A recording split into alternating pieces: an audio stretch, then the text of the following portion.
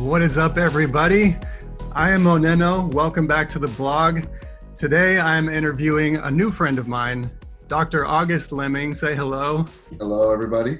Yeah, so we're not going to do the traditional follow the bullet points of Dr. Leming's life from the moment he was born to where he is today. Just what you need to know is Dr. Leming has a PhD. Why don't you just briefly tell people what your PhD is in? I have a PhD in counseling psychology that I beg of you not to hold against me. So. Hey, man, I think you do far more than it is a credit, but yes, it's a PhD in counseling psychology. That's awesome. And you're also, just briefly mention your kind of Buddhist background too? Yeah, I've been studying Buddhism for 30 years. I actually had the blessing without knowing it.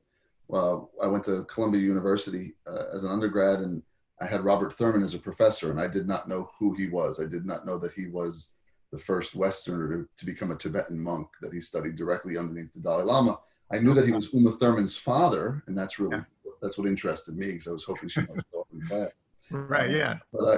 So I took a class with Robert Thurman, and just a quick note, he was giving a lecture on how human consciousness changed when we took a picture of the Earth from space, because it sort of, dare I say, forced us to recognize that we were not the center of the universe. Yeah. And I was in the back of the classroom where I always sat. I was definitely hungover. I think I was medicated at the time because they were giving Prozac away like it was candy back then, and I was certainly willing to try anything. So I raised my hand from the back of the classroom. I remember he kind of like lifted his chin up as if to look over the people, and he said, "In the back of the classroom." I said, "Professor," I said, "why should I believe the moon exists? I've never been there." And a lot of people began to giggle in the classroom, and he paused, he pulled his head back, and he put his finger to his chin. I'll never forget it. And he said, jeweled spirit in the classroom. And then when I took my vows as a Buddhist years later, the name that the nun gave me, Rinchen Chopel, translates into jewel of Dharma flourishing. Man. I was like, that was pretty cool. That's spectacular. That is spectacular. Cool. Well, as you guys can obviously see, Dr. Leming is an amazing storyteller, and I want to get into your story, but I also wanted to briefly mention that we have just met each other, and we are working together on a documentary that has yet to come out. It's planned to come out later in this year in 2020, but it's a very deep and beautiful story about where do songs come from, and where does the meaning of these songs come from, not just for the listener, but also for the artist that wrote these songs. And as I've been working on the composition for the whole, scoring the documentary, I've been watching you give these incredibly insightful moments throughout the documentary, just dropping these truth bombs of love and compassion and heart and energy. And it's so fascinating to listen to you talk, and I resonate so much with you. And so that's exactly why Dr. Leming, I have made this live stream available to everybody today, is that, well, I guess we're not live, but you all know what I mean. Yeah. But we just want to have an open dialogue. And I thought a wonderful place to start would be on the subject of the heart. As I've been watching you talk in all of the footage in the documentary, I've just really resonated with the specific idea that the heart communicates to the people around us. And we don't often think about that. I think social consciousness is starting to open up to this as an idea, but the facts in science are fascinating to talk about, and I know you know a lot about them. So to kind of prime you and open up the subject, I want to give you a scenario, and then I want to talk about it. Sure. So the scenario that I'm fascinated with is when, I'll use myself as an example, when I walk into a room and with a bunch of strangers, it's amazing to see how I end up in conversations or meeting people that next thing you know, I'm like, you and I are so on the same page. Like this person that I'm talking to, all of a sudden out of what seems like synchronicity, we're now in a conversation where we're just totally vibing, or they have a solution to a problem that I've had, or they got a networking thing that is somebody I've been looking for. And it's amazing how this synchronicity works. And my understanding of it is that our hearts actually emit an electromagnetic energy field that is actually communicating on a vibration level. And so when I enter this room, my heart energy, which I see as a magnet. I have a few videos on my YouTube channel kind of based around that idea that I am a walking and breathing magnet. And so I end up experiencing somebody else that is on that vibe. And I want to talk about this subject from two angles. One angle of the perfect synchronicity, the wonderful experience that we have, and then the other angle of attracting in drama and what that might be all about and how we deal with that. But with that said, I'm gonna pass it to you. What resonates with you in that area? I think it's appropriate and it's elegant that you and I should have the conversation with an element of delicacy to it, because there will be a time when it probably won't be so delicate, because what we speak about so delicately, like the possibility that consciousness is a form of energy, and it's a kind of experience that we as humans can be having at any point in any place in our body, that science doesn't really even understand where it originates. Like the fact that we have to be delicate about that, because it's just too much. It's just too much, because so many of us, myself included, for huge portions of my life, live in the conceptual mind, and it's our only reality, that we don't even realize it, that we've essentially given up the dare I say, the one thing that really makes us unique as humans, which is this ability to become conscious, to become awake. The fact that I can watch myself think, that I can watch myself feel, that's a very unique thing. But so many of us have lost touch with the ability to watch, that we've just become what we think. We've become what we feel. And at that point, we're essentially just a biological happening, which there's nothing inherently wrong about that, but there's no freedom in it. Yeah. There is no freedom in it. So more often than not, when, in the field of influence and education, I sense sort of a human being just having a biological experience, sharing their biology. And there will be some learning that takes place, by the way, when people communicate from an unconscious level. But the kind of learning that takes place is sort of like osmotic. Like it's just an evolutionary kind of learning. It's, for lack of a better term, it's not extraordinary. Mm-hmm. It's kind of like, even if it's fascinating, it's not extraordinary, because by definition, it's happening as a result of the ordinary. Sure. It's happening as a result of the way things just naturally unfold. When we bring consciousness into the picture, it's not to suggest that things are happening unnaturally. It's just to suggest that they're happening, bringing in this element of God, this God space, if you will, like that consciousness. People who are deeply attached to it, who rest in it, who sort of see a canvas when they look at a painting. They don't just see the paint. They see the canvas itself that's holding the paint.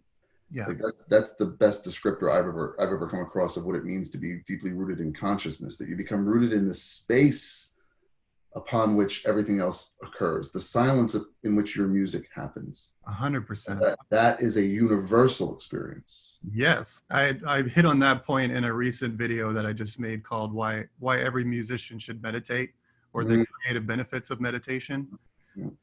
But also with what you're saying, it's so freeing to me to learn words from other languages. Yeah. Because I find English to be very restrictive. Yeah. And when I was studying, going through my 200-hour yoga teacher training, in the yoga philosophy, there's two words.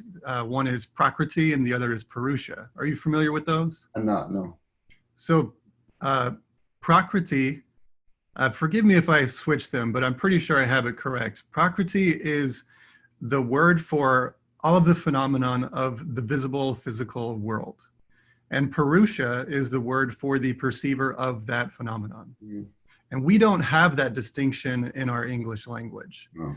And I love learning these words and foreign words for that exact purpose. They help me express things that otherwise I couldn't express. Yeah. But I see that very much, that there's this observer that we talk about that is so self-evident, but also can just get completely washed away and left out of our awareness. Yes.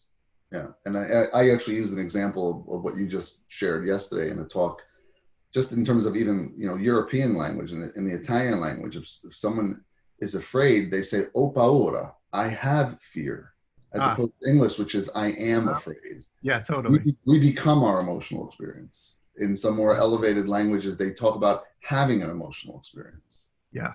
And that's so powerfully different.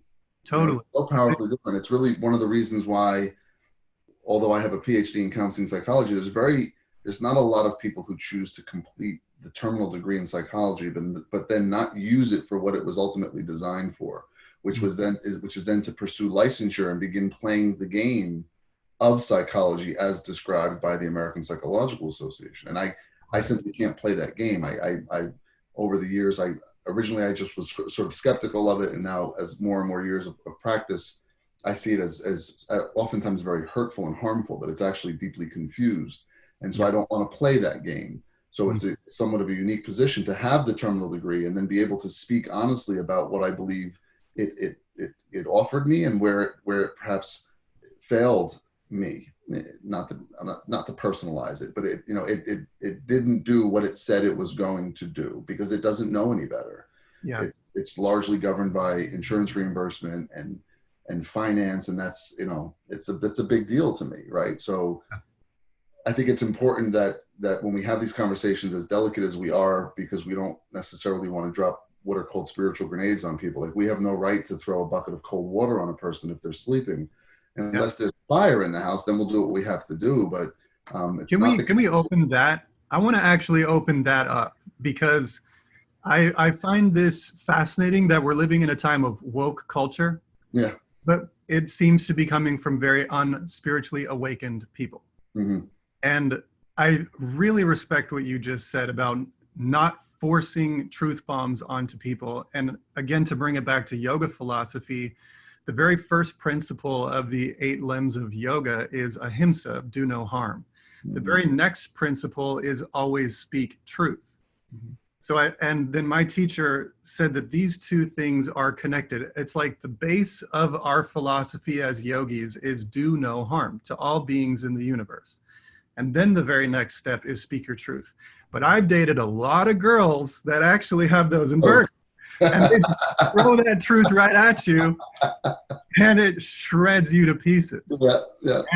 And I loved reading this in Chogyam Trungpa, one of his books. For those of you that don't know, he's Pema Chodron's teacher. And he talks about that there are periods of time in your life where, as a warrior, that's the analogy he always uses for the spiritually awakened human, a warrior sometimes has to use their tongue as a sword to slice in half a lie or the things that are going on in the world. So there is a sharp element to speaking truth. But beyond that, there is an element of do no harm, and always come from a place of love and compassion. So I wanted to kind of prompt you with that and just kind of talk about this rough landscape that I see of people demanding that you be woke, and I'm enforcing on you my own projection of what I think it means for you to be woke. Yeah. So what do you see in there? I mean, there's, again, language, and the lineage of Buddhism that I come from is Chogyam Trungpa Rinpoche's lineage. Yeah, you mentioned that on the phone, and I love that so much. That's the lineage that I come from. Words are signposts, right? So a word will never capture what chocolate really is, right? Chocolate's got a whole other level to it. It's not captured in the sound that I make. But that's what we have, right? We have language, and that's why, it's a condition. I often present why people in the field of this stuff begin to speak so poetically, because it's difficult to capture the essence of these experiences without speaking poetically. Yes. So for me, the delineation between a person who is allowing their light to shine in an effort to invite others to experience the warmth and energy of that light, and others who are putting a flashlight in your eyes, that it's the sense of, it's always some form of aggression or resistance on the part of the person shining the light, that only they know the truth of what it is that they are doing. We can come to our own truth in that this feels like a light being shined in my eyes. This does not feel like, the sun does not intrude. It just invites us. It does not intrude. It's an undeniable truth. Its warmth is an undeniable truth, but it just shines. It has no intention behind its shining. Yeah. And when there's an intention behind it, it usually suggests, and I've been guilty of it in my own life, that it's more a part of the person holding the light's journey than it is the meaning of the light itself. That seems to be the thing that really separates the great teachers from those that are not yet, is that there's no real attachment to the wisdom from the great teachers. It's literally because they've gone through the entire progression on them. They recognize that the wisdom that they're about to share isn't even theirs. So there's no ownership of it. There's no need for it to do anything. And there's certainly no insult if you choose to disregard it, right? That's another sign of the woke culture and the fact that it may not be, is that there's just so much aggression behind it. Like, yeah.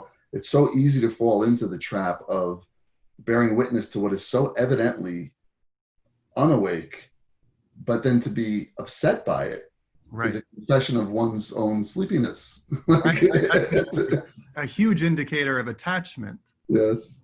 Instead of like what you're saying about as self-evident truth, I may be the communicator of that to help you understand that self-evident truth, but I don't ultimately care if you accept it or not, because it still remains true in the universe. It's not something that my ego is attached to making sure that you not only understand it, but say it with the exact words that I want you to say it with.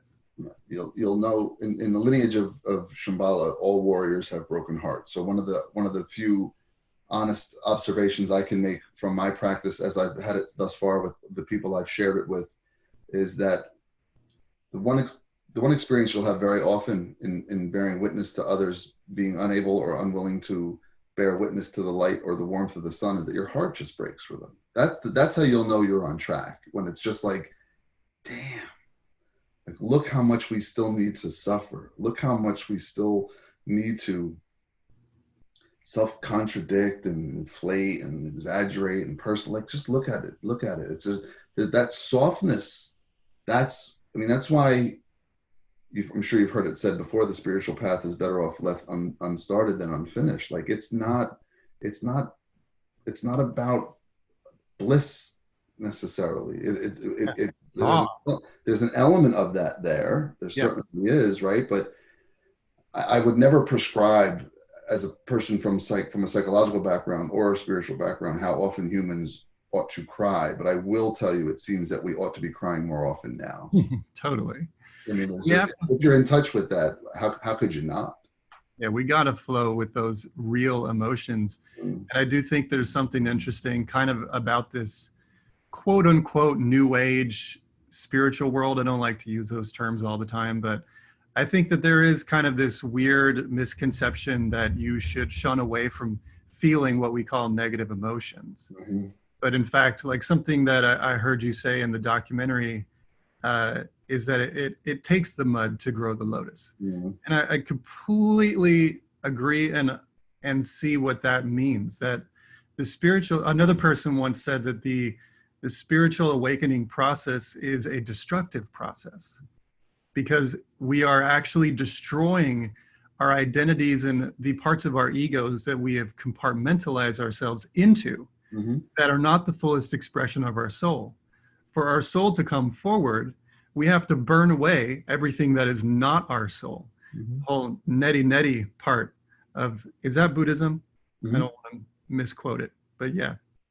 So everything that I am not has to be burned away and let go in that spiritual fire, which is a very harsh process, which is often why the dark night of the soul is the beginning of the spiritually awakened journey.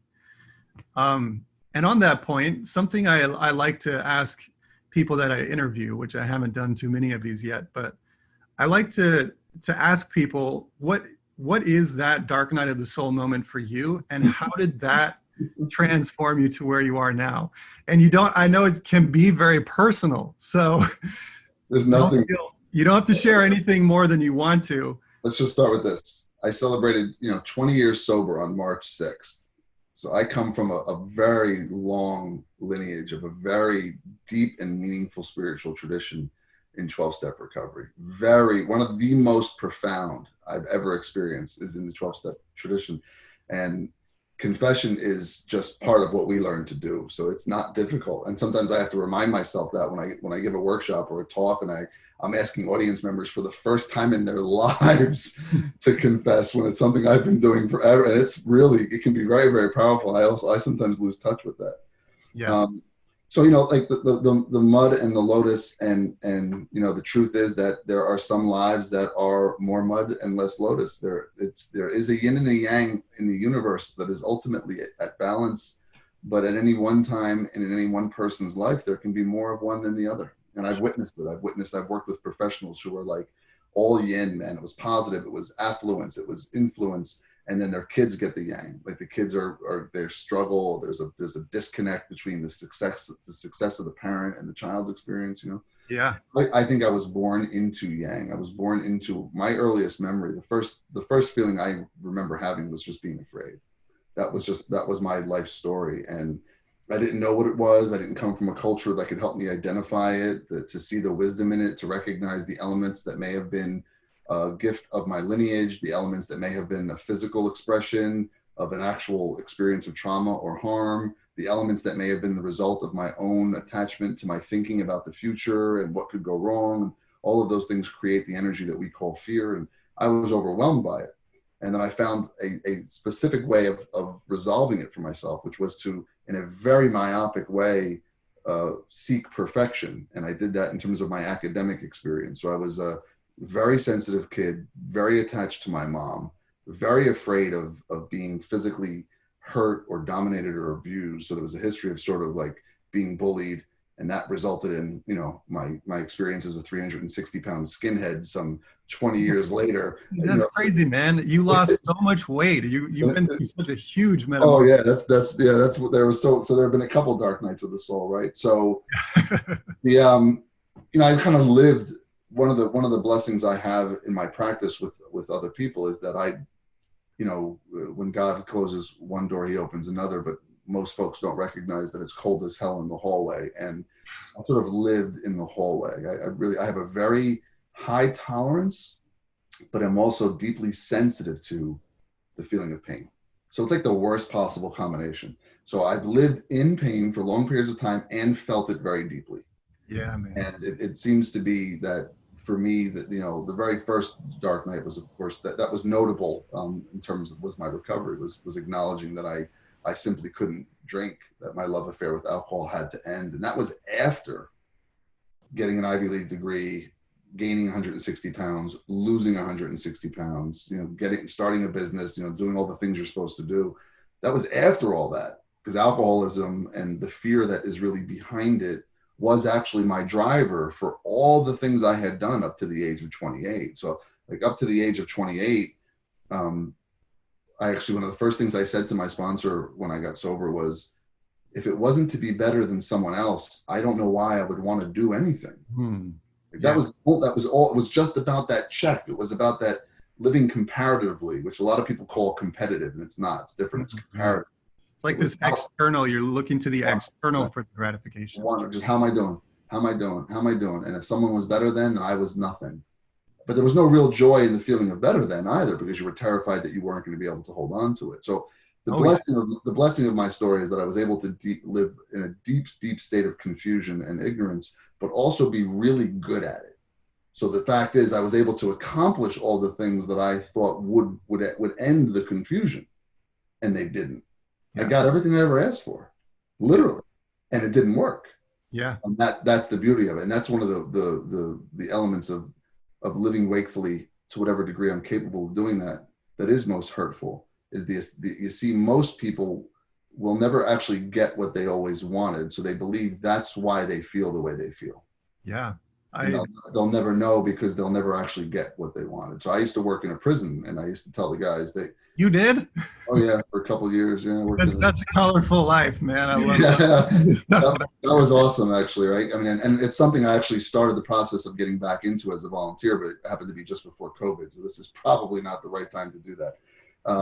They're not letting anybody do it anyway, but they used to ask me to teach a relapse prevention course, which I just intuitively knew was, again, that's that difference between sort of being awake and asleep. Like, I'm not going to teach how to resist anything. Like, I'll teach recovery promotion, And they didn't give a shit either way. They're like, just do your thing. Yeah. So I was in front of these group of guys, and I would tell them that, listen, I was like, listen, if you're going to get high, you know, do yourself a favor, get really fucking high.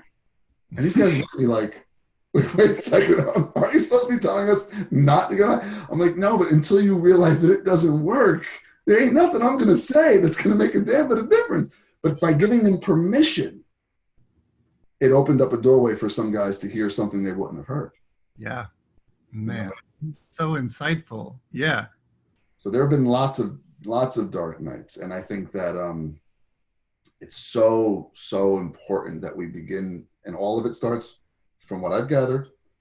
There's a capacity, a need to be single-minded. There's a need to be able to bring your awareness to a particular space in the body, a particular space in your experience, in order to really see the experience clearly. So it's hard to have these conversations with people who don't have that practice, because when I ask them to sort of sit with their experience of fear or sit with their experience of sadness, begin to tell me what its texture and its taste is, and, you know, does it have a shape and a size? Does it move? And they're looking at you like you're crazy. Like, I have no idea. When I feel one of those feelings, I just get up and move. Like I do whatever I can to get away from it. Yeah. Because if you can begin to explore it, then you begin to understand the truest nature of the mud. That the mud is not to be avoided. It cannot be avoided. That it is sacred. That it is as valuable as the lotus that grows from it. And you'll also begin to understand the difference, which we have a hard time doing here in the West, which is having the mud quickly turn into the quicksand. Nothing grows out of quicksand. So the mud does not have despair or hopelessness in it. That's not a part of the mud. That's quicksand. Yeah. And it's very easy to fall into the quicksand and then label it as mud. And that's why people are like, the mud sucks. Let's get rid of the mud. Let's just start growing lotuses in midair. Like, Yeah. You know what I mean? You can't, that's the culture we live in. We live in a culture that attempts to literally grow. We want to sterilize it and grow a lotus flower out of a beaker. Yep, literally. That's not the way the world works. That's not the way that nature is trying to work with us. No. Yeah. And I think you're hitting on another really amazing point that was kind of another brutal truth for me to grapple with a few years ago, was that we all kind of think of this dark night of the soul or this spiritual awakening stuff as something that happens once in a lifetime, but it doesn't. No. It happens again and again and again. And I started to realize eventually, when I came to terms with that idea, because at first I was angry about that whole idea. Why would I have to? I don't want to go through a whole life of disappointment after frustration and all of this stuff. But eventually I came to terms with it, and I realized that Earth here is a school. And as long as I am in this school of Earth and in this physical body, that is the reason why I'm here, is to go through the constant removing of the ignorance and the ego and the places that I'm limiting my soul, to the point of soul liberation, where I will not need a body after that. And so I no longer see me as a prisoner here in my body, stuck to deal with suffering throughout the rest of my life.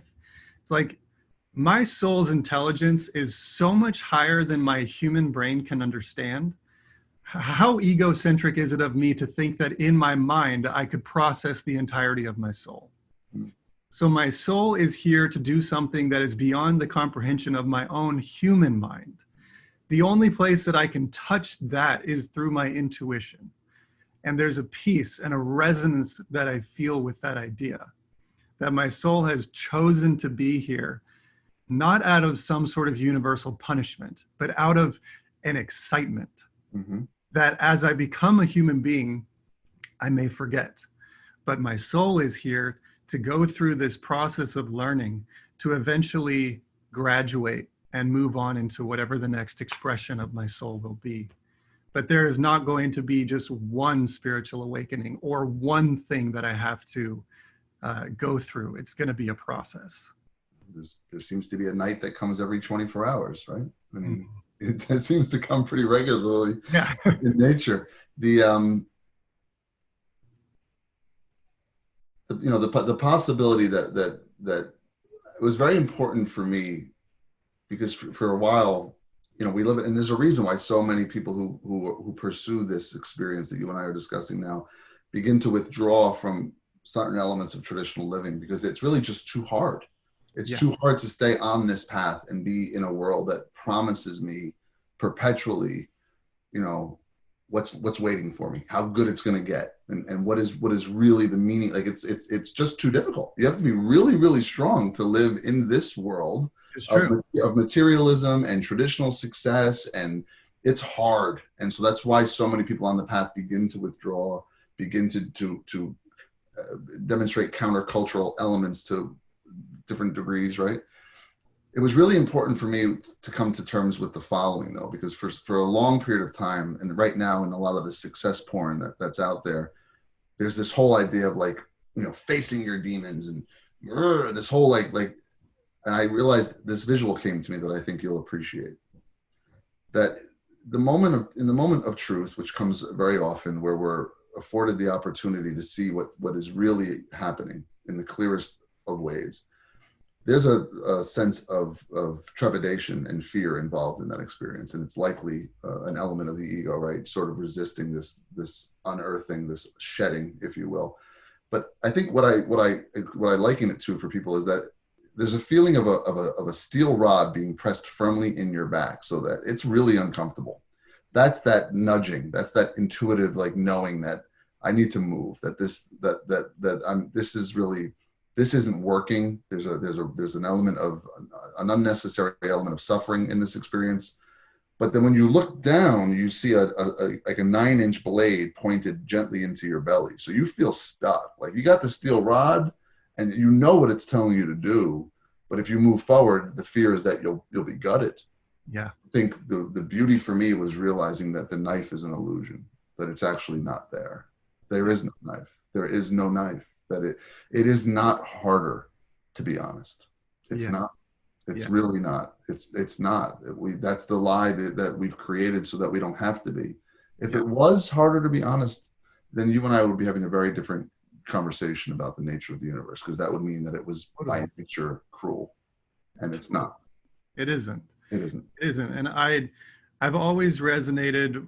So I grew up Christian, and I still hold on to a lot of the philosophy of Christ, but I also see a lot of that as symbolism much more than history and fact. Mm-hmm. It is fact in metaphor. Yes. It is fact in allegory and has very real implications into my life, but not into the past. But with that being said, the notion of the truth will set you free is such a beautiful philosophy and backs up the term logos and what the logos is. Logos, for those people that don't know, is the spoken word, but it has attributes of creativity. It is the universal principle of the creative process, and it begins with the spoken word. Mm-hmm. It comes in through thought, which you could say is either of the mind or of the heart, or some combination of both. But it manifests through verbs, and then the verbal element, and then it becomes action. But there's this element of we bind ourselves in these things that we speak and that we believe and that we say and we hold true as part of our identity that are in fact twisted and not true and entirely designed to justify our egos and our small self, not our higher self. And the truth will then set you free in both the personal sense and in the universal sense, I believe. That if you align yourself with that truth, that is a protected path. It is a path to the ultimate expression of your higher self, of your soul, and the integration with the universe. Yeah, that's well said. I think you said something perhaps unintentionally very meaningful. You said the word verbs. You know, Alan Watts is probably the greatest teacher that I've ever studied. Yeah, I love him. You know, we'll say that there are no nouns in the universe. Everything is a verb. Nothing is still. Yeah. That's just can't unpack this in a 45-minute conversation, right? But like, it's just one of the many subtle ways we get stuck in confusion is just by assuming that nouns exist. they're only in parts of speech. Everything is a verb. Everything is a being. Everything is impermanent and in process and moves there are no straight lines in the universe. Everything's a squiggly line. But when we create our world, we create it with straight lines. And you mentioned that, the small self. I think it's important for us to give some legitimacy and some grace to this thing called ego. It's clearly necessary for me to recognize that on some level in this experience, there is a body here that's separate from yours, one that I need to necessarily bathe, one that I necessarily would want to get out of the way of a moving car, right? That's when ego and self are pretty damn useful. Yeah. What has happened for many of us is that I think one of the bigger things that's happened for us is because our threats a couple hundred years ago were all external. And so when life was difficult, we could say it was difficult because it was cold. We could say it was difficult because there was not enough food.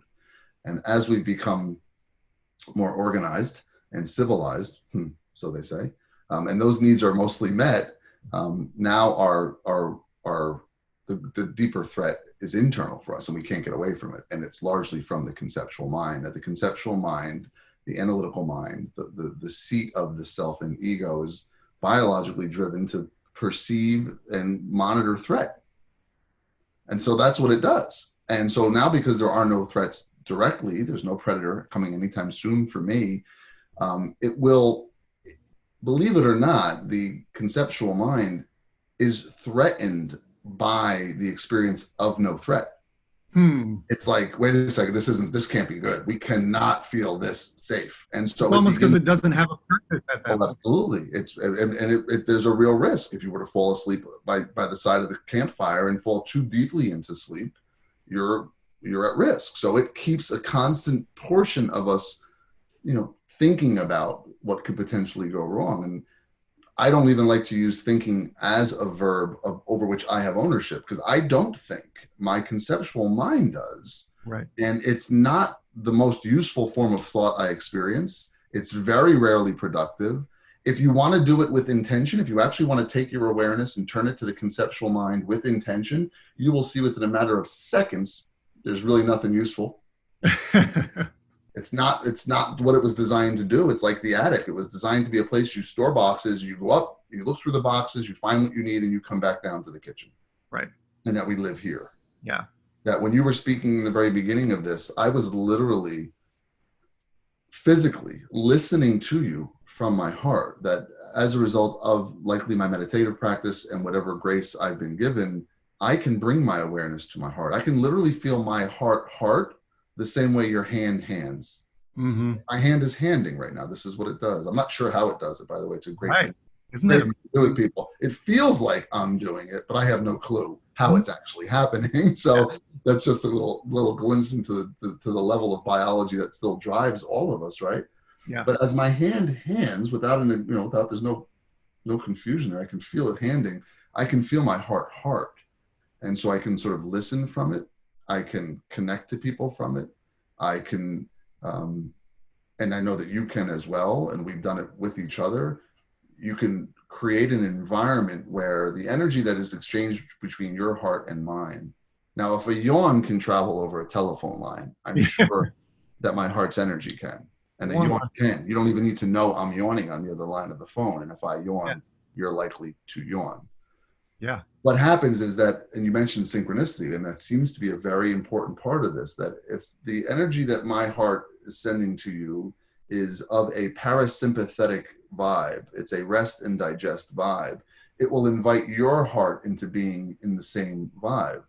Now, the heart communicates to the brain more than the brain communicates to the heart. So if the heart is in this sort of synchronicity, and it's a lot of it is about heart rate variability in that space between beats. There's a lot of wisdom in that. The shape of the heart is this smooth wave. The brain actually begins to mimic it. Yeah. And so you begin to think more clearly, that when you are in a parasympathetic state, you have access to levels of thinking you just don't have access to when you are in a sympathetic state. So if you as an influencer are able to walk into a room and, having cared for yourself, having put your oxygen mask on first as the plane is going down, if you're able to walk into that room in a parasympathetic state, you will actually invite other people to be in that state. That's what Christ did. Yes. That's what Christ's power was. His heart was so powerful. He could heal people Yes. by the power of his undying love and understanding. That the understanding is the big one for me. That when I afford a person a space to just be understood, they heal. Oh yeah, man. It's amazing how that. Being listened to is such a powerful form of energy and communication, because we don't often listen to each other. Like you said, we get stuck in our brains Mm, instead of being in our hearts, which is not actually focusing our awareness on what to say next or trying to get my ego met of being the cool person that made a good joke or yeah, whatever. Listening comes from a space of complete acceptance and complete allowing the other person to just be who they are and what they need to be. And as an empath, because I identify with being an empath and an indigo child, uh, so I've always felt very out of place here in this planet.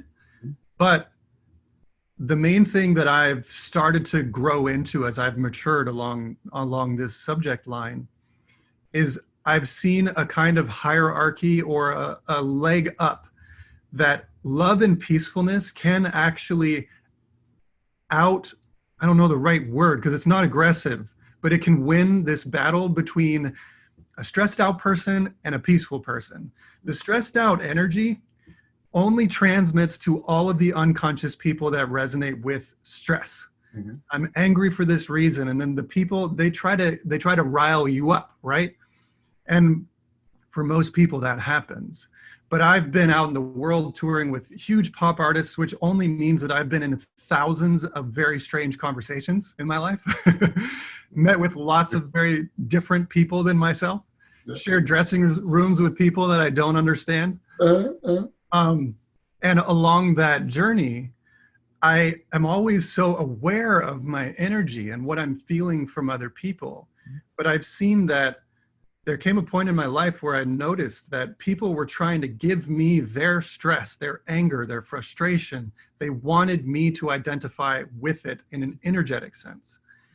But I ended up developing and seeing in myself this ability to withhold from engaging in that on an energy level, to show them compassion, but also to be able to fully protect my energy field of maintaining in my peace. And then the moment this all really clicked into my awareness was then when I saw that had a bounce back effect of actually changing that person into adopting this peaceful energy.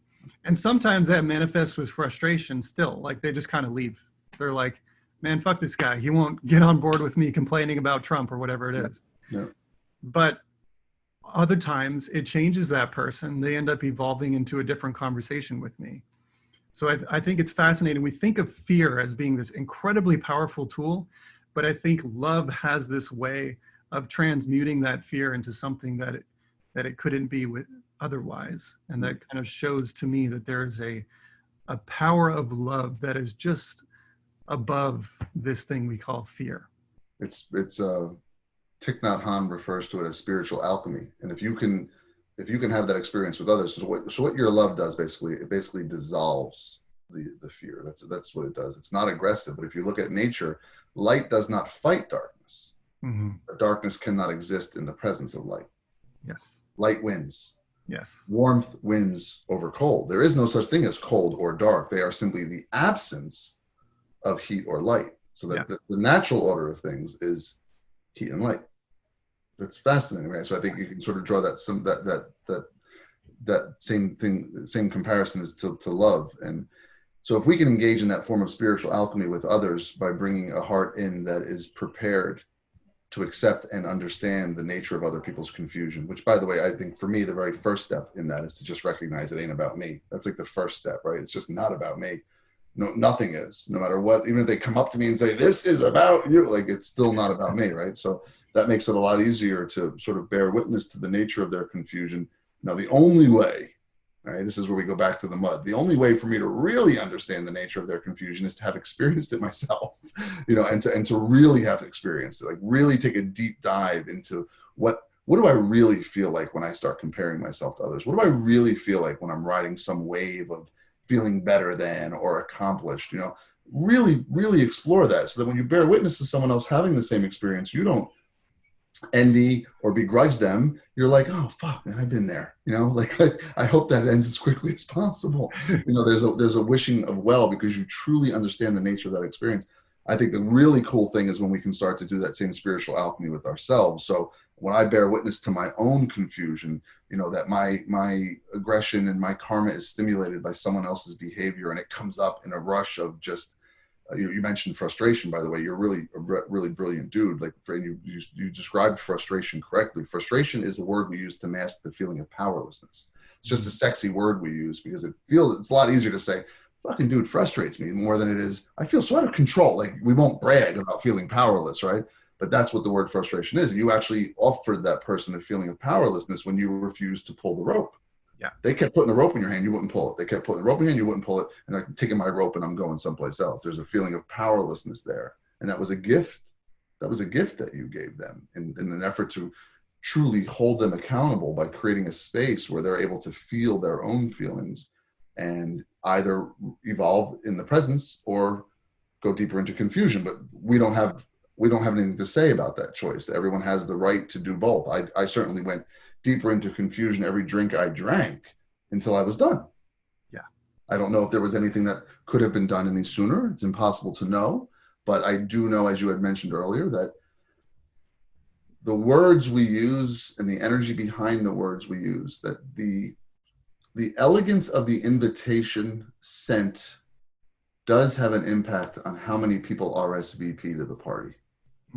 That we are obligated to really, really release that invitation with elegance and with genuine, heartfelt concern and compassion for how it's received.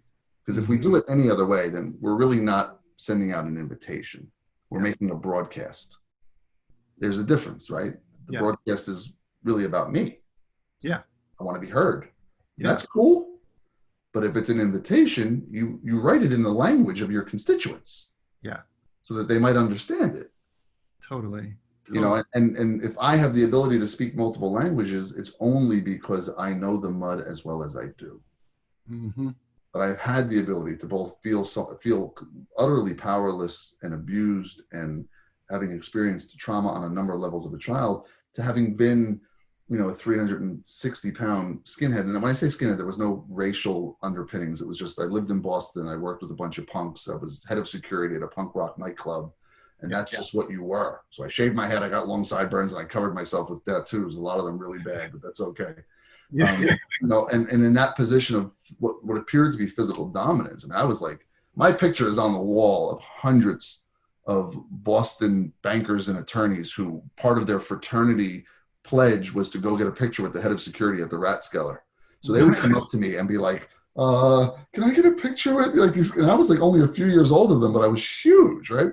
So I'm like giving them a noogie, like holding them like in a headlock, and like that was one of the things they had to get in order to pledge the fraternity, was a picture with the head of security. Are you serious? That's the Rat. The Rat was a dangerous place. I mean, people walked on the other side of the street rather than. That was the name of the bar? It was called the Rat. It's basically like CBGB's sister club. So there was CB's in New York, and there was the Rat in Boston. So any band that played CB's would then just go play the Rat. It was sort of part of the circuit. This is the first place the Police played in the United States, or second. I think they played CB's, then they played the Rat, but I think they may have played the Rat first. Like a lot of big bands. We had 5 bands a night, dude, every night. So everybody played there. Right. So I've had this ability to live the illusion on so many levels, and the fact that I've had my heart broken by the illusion as often as I have does mean I just have a very tender heart. That's just a part of my experience, and I say that to you now as much as an offering as I do as a way to honor myself, because it's not easy. It's just not easy, And so when my aggression rises up, when it's stimulated by someone else's confusion, if I can do the same thing you were talking about doing in the dressing room, which is if I can meet my own confusion with a sense of loving kindness, I actually stand to have that same experience of spiritual alchemy internally.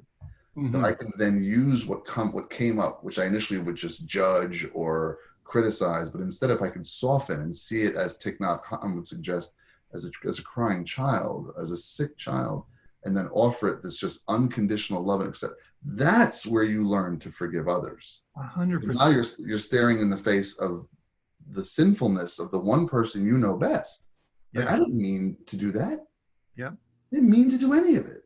100%. I've always been doing my best every moment of my life. That there is no, we need not shame people for sinning. It doesn't do anything. Yeah. Doesn't mean you let them. And sometimes it means you separate them from society if they can't stop. But there's no shame. Yeah. It's a heartbreaking experience of recognizing someone falling victim to their own confusion. They're already paying the price. The penalty of sinning is in the sin itself. 100%. We don't need to add any. And also, I'd like to extrapolate that and say that God does not add anything to that. He does not punish. No. Because the Christian world that I grew up in says that sin leads to hell, leads to dominance of the devil, all of these things, which, by the way, I don't like shit-talking Christians or Christianity, but I don't like Christians. Yeah. Because the teachings of Christ are flawless, in my opinion. I agree. And to leave that, because that's not what I want to focus on, what I want to focus on is what you're saying about forgiving the self, forgiving yourself. And maybe a better way, because you and me both like semantics, is to become forgiveness, to embody forgiveness. And the only way to actually embody forgiveness is by forgiving yourself, and then you can forgive other people. Showing compassion to yourself is the only way to actually end up being compassionate for other people. That it all starts within yourself. And so you cannot expect the world to change before you go in and change that part of yourself. Thich Nhat Hanh would say there will never be world peace until we are at peace internally. It's a fruitless endeavor. But but what you just said, it's so important to recognize that you can't get to a place of forgiveness or compassion without the sin having been committed in the first place. So the possibility is that the reason we sin is to learn forgiveness. Yeah. You wouldn't need to forgive if you weren't a sinner. You wouldn't know how to forgive others if you weren't a sinner. That's why there's no sin in sinning. It's just, it's the original term was missing the mark. It was an archery term. It meant you missed. I'm going to bring that up too. I think it's so important to make that distinction. So go ahead. It's just like, when you step out of the sun's light, the sun doesn't punish you, but you get cold. Yeah. That's not a punishment. That's not karma. That's consequence. And so if you want the warmth, you step back into the sun and it accepts you, right? Yeah, there's no judgment there. There's no, you must do this before you can re-enter the sun. No, there's just there's a softening. That's one of the other universals that happens when you go through this process frequently enough. Some people, maybe it's just once. For me, it's had to be more than once, but you just start to soften. Everything starts to soften. My hair has softened as I've gotten more, and my body softens. I'm not as hard as I used to be. Like, it all softens. Like, it's just, I don't want to be hard anymore, man. I don't want to be hard. I want to be soft. And that doesn't mean I'm not powerful, because I'm a powerful motherfucker. I know that, but there's a softness to it. It's just, that's the beauty. I do really value, aging as I have, but, just a funny story. About a year ago right now, I think I told you we were talking, I had a stroke, and it was entirely unexpected, right? Is a stroke ever expected? I'm very healthy. I take care of it. I don't think so. But the fact is, I had a stroke in a room that had more emergency room physicians in it than any room in the world. I mean, you were in some kind of meeting with doctors? I was at a board meeting of an organization that asked me to serve on their board, and most of the board members are medical doctors. I happen to be a PhD. They like to have lots of letters on boards, but this board happens to be an incredibly benevolent organization that literally sends emergency room physicians out on specially equipped ambulances to do trauma surgery on site for people at no charge to anyone. Whoa. 24 hours a day available. And the guy that started it was running out of money, so he decided to make it a nonprofit so that we could potentially get some people to donate so that we can continue to provide the service. Really benevolent. Yeah. And it would just so happen that I choose to do it. I'm a busy person, but I knew it was the right thing to do. It's an honor when you get to my stage in life when people start asking you to be on boards. It usually means they think you either have money or know people with money, but they also believe that you can bring something else of value to the experience. So I was honored to do it, because the other two are not entirely accurate. So I was honored to do it. And, my reward for doing it was to be able to sit next to a guy I met 10 seconds later, look at him in the eye and say, I'm having a stroke. Just like that. I was never scared. Wow. There was never any fear. I felt the left side of my body dissolve. I will tell you from a place of consciousness that my awareness did not change at all, even though half my body disappeared. That's so fascinating. Completely aware of it dissolving. I knew it, and I said it to him, and he looked at me like I was crazy, and then he saw my face droop, and what happened was I had a small hole in my heart, and that was likely the cause. We've had the hole closed, but I've been traveling around for 20 years telling people all warriors have broken hearts, and lo and behold, I literally have a hole in mine. So it all seems to work. I don't know why. I don't know where we're headed, but I'm, I consider this time to be very sacred. You should know, because I don't know how much longer I'll be around. I don't know. I mean, you turn 49, dude, some really strange things happen. You start knowing enough people who die. You start to recognize that it's coming.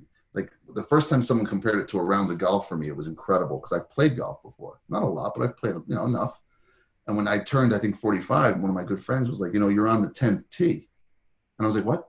Like, you're on the 10th tee. I was like, what are you talking about? He's like, in life. I'm like, Act 9. Holy shit. Like, I know how much golf is left when you're on the 10th tee.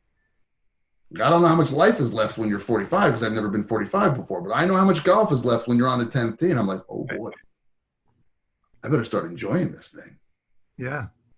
But that is the kind of where the beauty of life resides, because I went through a real confrontation with the idea that I will die one day when I was going through my dark night of the soul. And random quick little story about that. I was in a hotel out on tour with Adam Lambert. I was by myself at the end of the day.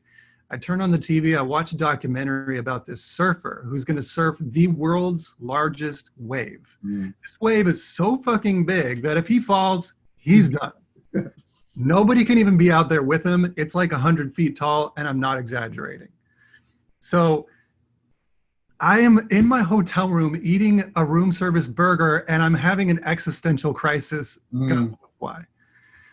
But that triggered this deep need to know what will happen when I die, or what death is.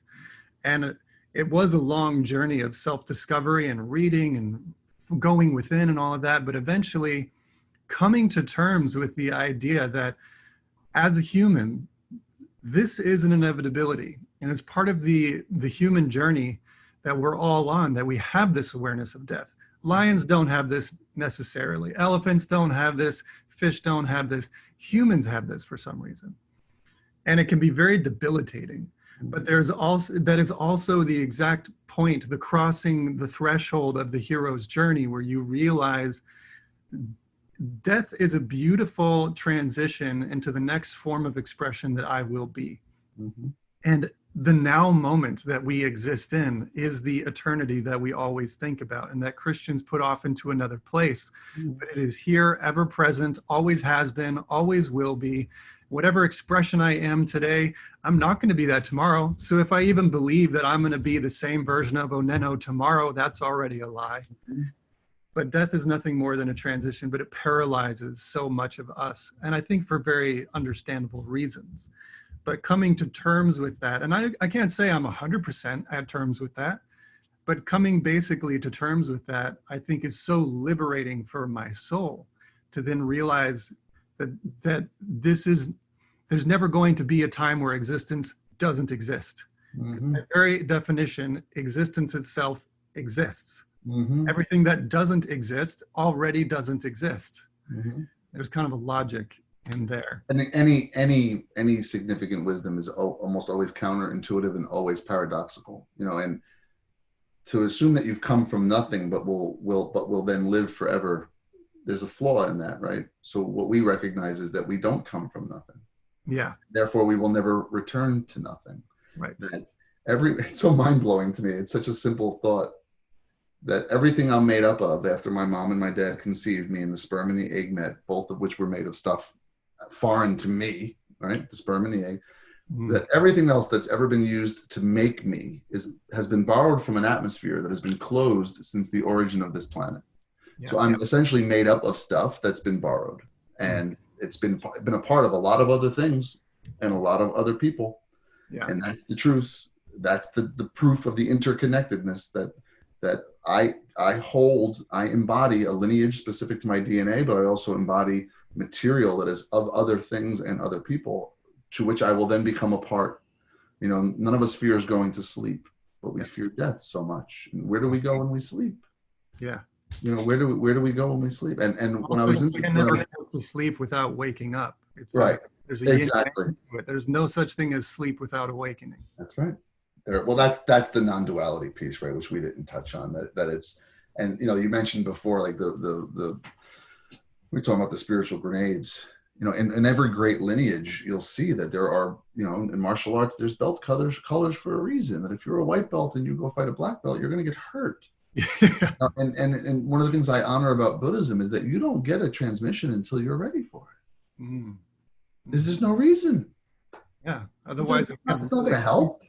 Yeah. Yeah, it's not going to. And so then it becomes like so much of it is just, it's just permission. It's always permission. It's one of the things that you do well is you give me permission to be where I am. Just permission. It's just permission. You know, your explanation of eternity a moment ago was the first time I've ever heard it. It was so beautifully stated. Like that is it. You know, that it is forever now, and just permission to be who you are in this moment. That comparison is never warranted, never effective, never helpful. That the truth is, though, for you and I, having, you know, I've been blessed to, you know, sleep in a shanty in the Philippines, right, and travel to the Middle East to work, and you witness that there are people who are born into this life with far more suffering than you and I will ever know. 100%. You and I will ever know. And yeah, in order to create it, so how do you create a space for that? How do you know that and then still experience happiness and joy? That's complicated. But you know, the Dalai Lama once, I think, said it very best. That he said he feels every blow of every hammer to every Chinese nun in captivity, and he's also the happiest man in the world. Yeah. There's a way that they're not in opposition. That in fact, being open to one allows us to be open to the other. I think that goes back to what you were talking about with softness. There's compassion is an incredibly powerful thing that when we say the word compassion, people think, I know what that means, but I'm telling you, you don't. Yeah. You do not understand what compassion is until you feel it. Yeah. And you don't feel it unless you go through these processes. But once I really started feeling compassion, feeling forgiveness of myself and of others, that is like I always knew that in my youth. I grew up in the church. My dad was a pastor. All of these words were floating around my entire life. But it wasn't until life confronted me and asked me to forgive the number one people that I didn't know how to forgive. Asked me, not to mention myself, and then asked me to be compassionate for people that I had no logical understanding of how to be compassionate for, including myself in that.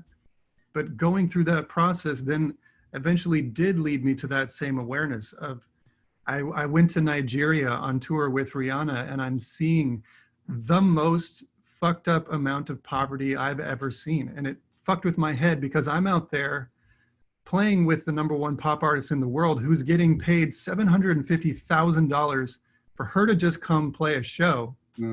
Not to mention that there was a 2-day festival with about 30 US mainstream artists, each of which is getting paid $750,000 to be there, roughly.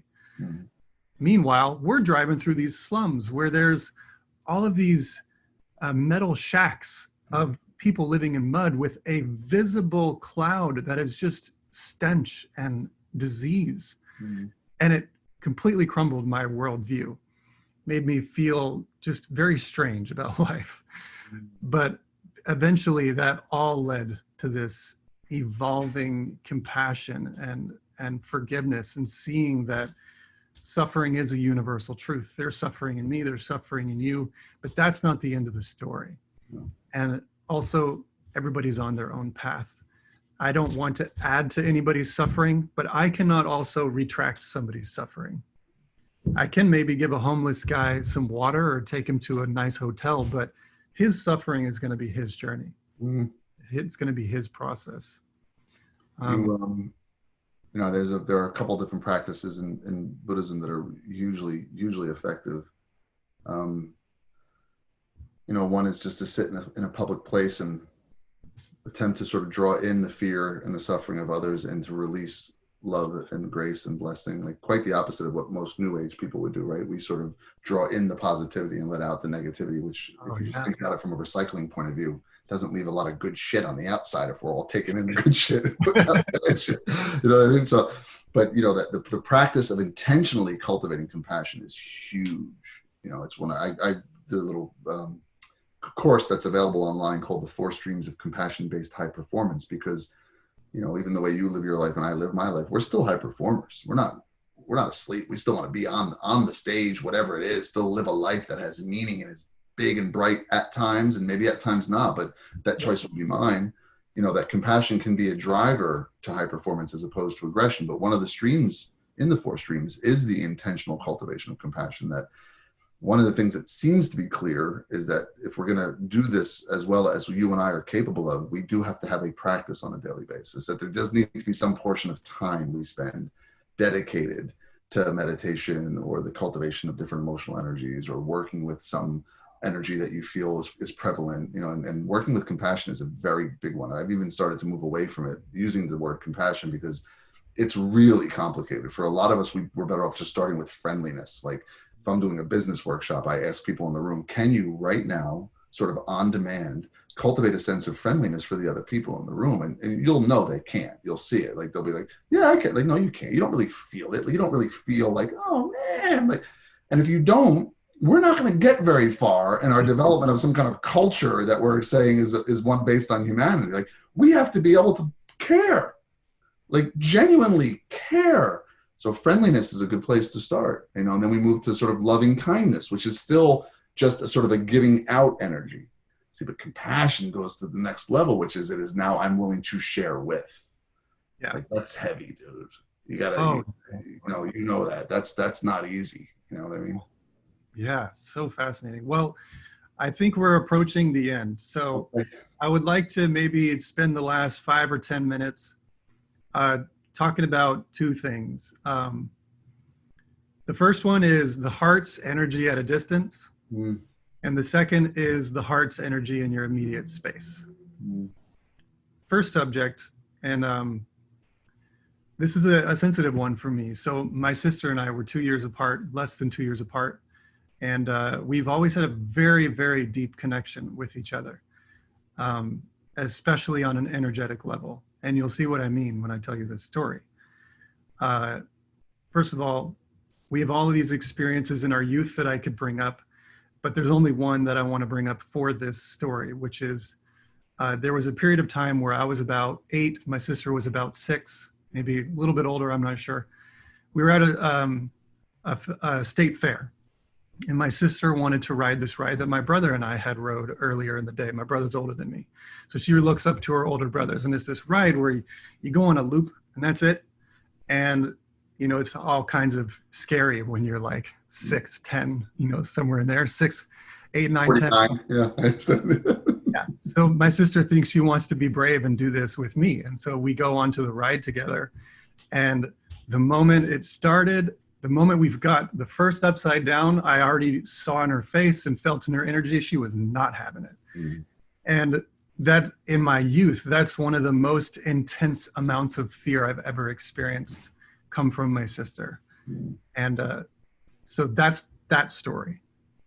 Now, about a few years ago, when the Las Vegas shootings happened, my sister lives in Las Vegas. My sister was about 4 months pregnant.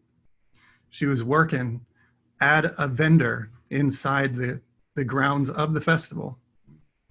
She happened to take a little break to get off of her feet to drink some water. She's in, like, imagine a shipping container. On the front side, it's open to the public. On the back, it's all secured. She goes around back, sits, she's on her phone, talking to her husband. Next thing you know, the shooting begins, hits her building, but she's protected from that back wall. And God, the energy I feel even just recounting this story. So the purpose of what I'm trying to share here is not the nitty-gritty details of that trauma. Of course, it was very traumatic. But I was sleeping in Nashville, and it was like 10:30 at night, 11 o'clock at night, I woke up from a dream. I had the dream where I was sitting in that ride in my childhood with my sister, experiencing her fear. Mm. And I remember just shooting awake from that dream, thinking, why did that memory just come to me in a dream?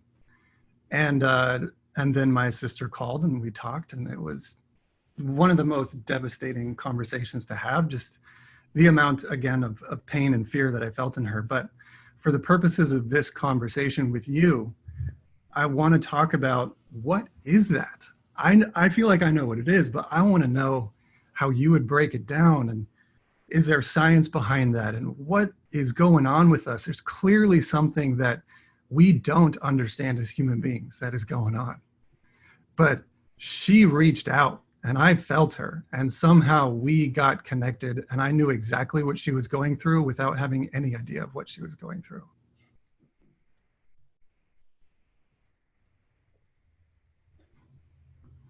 You know, you I think it's important when we have these conversations. You know, I mentioned like the touching of the fingers, and there's another cool experience you can do with people where you ask them to ask themselves, I wonder what my next thought is going to be.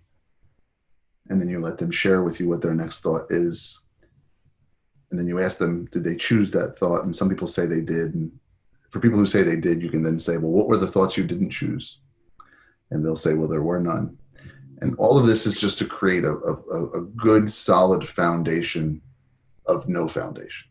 Yeah. It's important that we have this conversation on a foundation of no foundation. You know, Chimpa Rinpoche said, I've got good news and bad news. It's like the bad news is just jumped out of a plane without a parachute. The good news is there's no ground. Mm-hmm.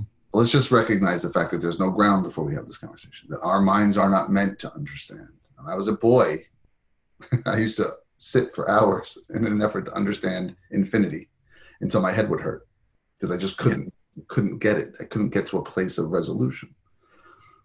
So I think one of the things we don't understand very well, and I know, is time. That many of us think time is linear, and it's clearly not. In fact, it occurs more quickly in outer space. And I don't know, it's way outside my pay grade. There's women and men far smarter than I. But you know, if you look at the Heart Math Institute and they start looking at heart rate variability, and they wonder if the heart, it seems to drive so much of our behavior, that a lot of the decisions that you and I feel like we make our decisions, which is cool, but it's possible that it's just a feeling. It's all it is, because most decisions can be predicted 4 to 7 seconds before they occur. Mm-hmm. By measures of physiology. So the Heart Math Institute starts deciding whether or not the heart can predict the future. And they start doing a research study where they just display images before people, sort of positive, neutral, negative, such a common, you know, a trio of terms in Buddhism that comes up constantly, right? Neutral, negative, and positive, and simple categorization of experience. And the heart will respond to these images very predictably. Same response in terms of its shape, that it senses the value and the meaning in the experience, because the heart has its own neurons, not a lot compared to the brain, but it has its own, and they communicate directly to the environment. So then they decide to see whether or not the heart can predict what image is going to come. And it can. Wow. Like that there's something. I mean, why? It's so funny that when I was younger, I used to say, like, people who like contemplate the existence of God. I love when people are like saying, I'm starting to believe there could be. I'm like, oh, it's like a bunch of bagels sitting on a shelf talking about whether or not there's a baker. Like, what? You don't have a clue where you come from. You don't have a clue how you woke up this morning. You don't have a clue how your heart beats 115,000 times a day to give you, the almighty I, the ability to have a thought. Like, stop it. Yeah. So if we can inject a good degree of humility, then you and I can decide that the possibility is that the combination of DNA, which we know nothing about, how the heart affects our experience and how it connects us with or without the presence of DNA, because you'll also see that same connection in like adopting parents, even though they don't share DNA with the children, because DNA is malleable. We're also learning that too. The DNA of a child is changed when it's held to its mother's breast after birth. So like if you look at Buddhism, again, we talk about, if I can come to terms with some piece of my karma and some trauma, my entire lineage celebrates, both past and future. In that instant, there's like a party where all of them are like that's how you honor lineage. Totally. I believe that in this life, I have cleansed a tremendous amount of karma. My teacher has repeatedly said that to me. Like, it just keeps coming up. Like, shit will happen. I'll be like, dude, damn. Yeah. Like, you're like karmic bleaching in this lifetime. Like, it just keeps, I'm like, fucking great. Like, it's such a, what a blessing. You know, but then I see in my son this unbelievable balance that he has. Like, he has a strength I did not have. And if in fact he has that as a result of the mud, then I'm more than honored to experience that mud. Yeah. You know, so in that moment, what you experienced was the mystery that our hearts are connected, that your DNA is connected to your sister, that there's communication. Dude, if we're having this conversation on a fucking man-made piece of machinery over thousands of miles in an instant, you don't think the fucking thing that made it can do that? I mean, so very clearly, you know, you and your sister operate on the same channel. Yeah, 100%. It's real. It's profound. And one of the gifts you've given me today is just a moment where I'm open to being awe-inspired, which is what all fully awakened people are. That's what's unique about them. They're like kids. They're like, yeah. What is this place? Never gets boring. Yeah. Do you understand? It never gets boring. And the degree to which it does, it's because I've become attached to conceptual labels and ideas and restrictions and nouns, and everything's fixed. And when it's fixed, it's so unnatural. Oh yeah. So you were given a glimpse into what a guy from AA I knew whose son died suddenly while he was out jogging at 17 years old.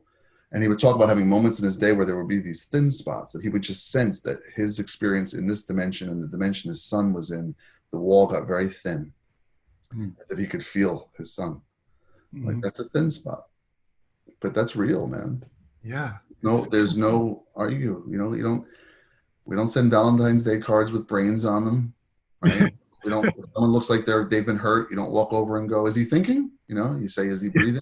You know, it's like just fall back into one of the originals I came up with years ago that I thought was a good one. And I don't know where it came from, right? So I don't want to take credit for it. But you know, when a person's brain stops functioning in the hospital, we call them brain dead. But when their heart stops functioning, we just call them dead. Wow. So you talk about love over fear. We talked about light over darkness and warmth over cold. Well, heart over head, man. Oh yeah. It's so clear. Just so clear. The shortcut is just really stay out of the attic. Yeah. I'm telling you, none of your best, you don't write music from here. You don't love your sister from here. You don't love your girl from here. You don't eat from here. You don't sleep from here. Nothing. It's an attic and it's useful. But don't spend, no one finishes their attic in fancy houses. We finish the basement. Oh yeah. Oh yeah. You know what I'm saying? That's just man. That's my issue. I'm an obsessive. I can get caught up in the attic for hours at a time. And all of a sudden I got all these open boxes and there's nothing useful. Yeah. You know, meanwhile, someone was making cookies in the kitchen. I could have been enjoying that. I could have come down and experienced that smell and that warmth and that love. You know, you've got a big heart. You're clearly, you know, I mean, your dark night of the soul was in your early 20s. Yeah, I was about 24. I mean, we're not that far off. I was 28, right? So you're a little bit, you know, I'll pay homage, but we both have more coming too, right? So, you know, hopefully we'll be there for each other. Just to remind each other, right? So that when it gets dark, sometimes someone who really understands, like that's my one of my gifts in this life is that no matter how dark it gets for you, if August calls, you know that I'm not scared. Yeah. I ain't scared of the darkness, bro. I earned that shit. That's one thing I can tell you for sure.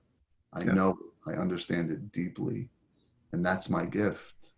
That's my gift. And that's exactly what you are bringing to people through your music and through this kind of stuff, is just a space to be fucking understood, man.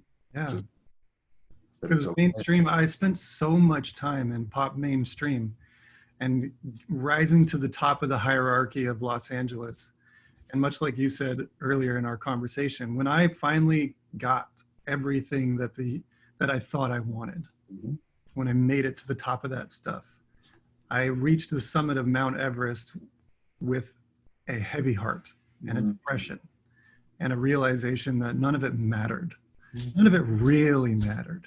It mattered to people. I could get people to do shit for me, or like I could pay somebody to do things, but it didn't matter. There was a part of my soul that knew it was false. And coming back to that center place is what kind of triggered that dark night for me. The realization that none of this really matters. The only thing that actually matters is what is going on with my soul. And I've always been a very spirit-focused individual. And so I quit. And it was literally my decision to quit. There was no reason I should have quit as far as other people are concerned. But I did. And I did because my heart told me to. And there's days where I wonder if I made the right decision. But I know in my heart, I know that I did. I know that I did. And we could unpack, there's so much more. We got to do a part 2 to this. Please. And let's do another recording. I think it's time to wrap it up. So we didn't get to touch on the subject of close proximity of the heart. Maybe we'll save that for next time. Sure. But in a short few minutes of time, maybe two minutes of time, what is a practice that we can leave people with based on the science that you know, based on the education that you know, based on your life experience? What is a short little tool of something that people can do to help root themselves in their heart so that they can just be more in alignment, so they can be more creative, they can be more helpful? We live in a time that needs a lot of help. What is something practical that we can leave people with as we end our session today? I appreciate it. Thank you for the opportunity again. The simplest, but yet the most profound practice is learning to bring awareness to the experience of breath, to bring awareness to the feeling of air as it comes in through the nose, wherever you feel it. The experience of that pause after the belly has risen, because we're going to breathe from the diaphragm. And then as we release the air through pursed lips, if we really ride that experience out, what you're essentially doing is you're having the actual real-time experience of letting go. You're having the real-time experience of softening. But what you're also doing physiologically is you're inviting your body back into the parasympathetic nervous system. Most of us are living from a sympathetic state, which is fight or flight. We don't know it. It's just become so natural to us. We get tense every time we pay attention to a thought about the future because the body can't go to the future. So that's seen as a threat equal to a lion crossing your path. So your body doesn't know the difference. And so it goes into the sympathetic arrangement. When it's sympathetically aroused, your thinking is affected. You lose creativity, you lose social emotional intelligence, you lose the ability to care because you're in a state of being threatened. So the quicker you and I can become familiar with what it feels like to be sympathetic versus parasympathetic and cultivate the skill set to invite our body back into the parasympathetic state, it is only when we are parasympathetically aroused that we ought to consider doing anything, any importance. Yes. And the better you get at it, sometimes it'll happen just in a single breath. Whatever it is, if it's music, if it's whatever one of your senses, if it's not your breath, whatever sense invites your body to become parasympathetically engaged, which is rest and digest. That's the key. Yeah. Move from that space. When you lose that and you become sympathetically engaged, give yourself a timeout if you can. You're not going to make good decisions from the sympathetic state. You're going to be very biological. Yeah, that's fight or flight, that's stress. Yes. Yeah, you're going to be very biological. Our whole world operates on the sympathetic nervous system. That's what war comes from. You can't fight someone when you're parasympathetically aroused. You can't. And I know from my training in yoga that the diaphragm is directly connected to our parasympathetic. It invites, you can't. Yep. Yeah. So just taking a deep breath, and you could speak about this as a doctor probably more scientifically than I could, but I know that just taking a deep breath and lowering the floor of your diaphragm as much as you can literally tells your body, it's a cue for your body to get you into the parasympathetic. Yeah. And it does. It's a powerful technique. Yeah. We don't breathe that way when we are in a position to fight. So that shoulder and chest breathing, but you'll see the best martial artists, specifically in jiu-jitsu, they actually remain parasympathetic because while their sport is the most violent sport, it's the least aggressive. There is no intention to do anything except to learn to roll. They literally call it rolling. That's why they're some of the most evolved people. They've sort of gone past the physical violence piece that for us as men is such a big part of what we're told it means to be a man. They kind of get to that mountaintop, and many of them then come to the other side, because as Alan Watts says, there is no mountain with one side. And so you and I have experienced that. We've had the blessing of actually getting to the top and saying, oh, what happens next? Oh shit, you just come down. that's what happens next. And then you go back up, and then you go back up. Another mountain. Yep, totally, man. Well, maybe we should end it there for today. Thank you, brother. I really appreciate it. It's been an honor to spend time with you, man. I thoroughly enjoyed this conversation. Where can people find you online? My website is just augustleming.com. I have not put a lot of time or energy into it, so forgive me for that. This is sort of a new practice for me in making the assumption that that what I have to share may be useful. So that's kind of new for me. But if they want to reach out to me, they can reach out to me through the website, and I respond to anybody that does. So, but you counsel people, you take. I do, yeah, absolutely. I do. When someone invites me into their life, there's sort of no limit to what I'm willing to do. What's new for me is sort of like, hey, that's new for me. It's always been kind of like people hear about me kind of thing, So thank you for the opportunity, brother. Definitely, man, definitely. Well, let's do it again soon. Yes. To everybody listening out there, thank you so much for coming on the journey with us. Stick around the YouTube channel. There's going to be more videos and more content. And go over to Dr. Leming's pages and just give him some love and thank him for being on here and sharing his time and wisdom with you guys. Thank you. So, thank you again. We'll talk to you very soon, August. Thank you, brother. Everybody. Peace. Peace.